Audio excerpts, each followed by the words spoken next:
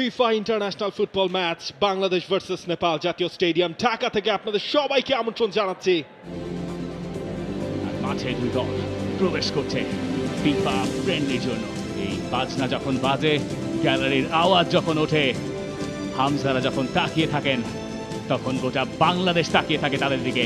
ম্যাচের আবহ কোনো কিছু যদি তৈরি করতে না পারে, তাহলে ম্যাচ শুরুর আগে ওই জাতীয় সঙ্গীতটাই যথেষ্ট।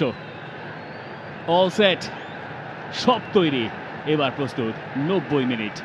ফিফা ইন্টারন্যাশনাল ফ্রেন্ডলি ম্যাচ, যদি ওই 90 মিনিট এই দলের দুই ক্যাপ্টেনকে ডেকে নিয়ে সেই টস পর্বের আনুষ্ঠানিকতাটাও চলছে এবং শেষ মুহূর্তেও বলে দিচ্ছেন এই ম্যাচে বাংলাদেশের টার্গেটটা কি। দুই দলের স্টার্টিং লাইন আপটা আমরা দেখবো। নেপালের স্টার্টিং লাইন আপ, গোলকিপিং পজিশনে কিরণ কুমার লিম্বু, তিনি রয়েছেন 2 সেন্ট। ইনফ্যাক্ট বাংলাদেশে এসেও বাংলাদেশের লিগে তিনি খেলেছেন। যেখানে গোল বাড়ি নিচে আরো একবার মিতুল বার্মা, দুই ফুল ব্যাক সাদউদ্দিন এবং জায়ান। এবং ম্যাচ শুরু হয়ে গেল ন্যাশনাল স্টেডিয়াম ঢাকায়। FIFA international friendly match Bangladesh versus Nepal. জার্সির রংটা আলাদা করে বলে দেওয়ার প্রয়োজন আছে কি? তবুও বলে দেওয়া, নীল জার্সিতে নেপাল, সাদা জার্সিতে বাংলাদেশ। সানি সেই বলের জন্য যাচ্ছিলেন। মোর্শেদ আলীকে ইনক্লুড করা হয়েছে। হামজার দারুণ একটা ভিশনারি টু বল বাড়িয়েছিলেন সামনে। জামাল ভুইয়া, তার কাছ থেকে বেশ ভালো একটা টাচ। ফয়সাল আহমেদ ফাহিম, তার সাপ্লাই হেডারটা হবে কিনা। সোহেল রানা জুনিয়র ছিলেন সেখানে, হেডে ঠিকঠাক কানেক্টটা তিনি করতে পারেননি।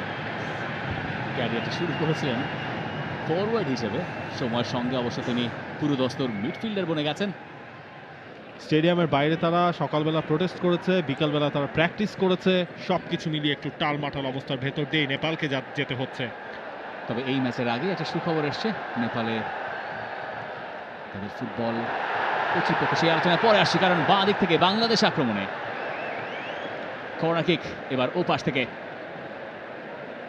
তাই চোট পেয়েছেন রাকিব। জামাল, তিনি নিয়েছেন কর্নার কিকটা। এবার শর্ট কর্নার কিক নয়, হেডার হবে কিনা। কিরণ কুমার লেম্বুর হাত থেকে সেটা ছিটকে গেছে। নাম্বার 14 তারিক কাজী, তিনি শটটা নিয়েছিলেন। বাংলাদেশ থ্রোইংটা পেয়ে যাচ্ছে। এই সম্ভবত আরেকটু বেশি বিনোদনদায়ী মনে হচ্ছে। রাকিব বল পেয়ে গেছেন, বিনোদনের অভাব কি সেখানে হবে? রাকিব, ফাহিম, শেষ মুহূর্তে কঠিন চ্যালেঞ্জ অনন্তর, সেটা ফাহিমকে আর শট নেওয়ার সুযোগটা দেয়নি। রাকিবের মাথায় হাত ছিল, ফাহিম শেষ পর্যন্ত যখন ফিনিশটা করতে পারেন এবং খুব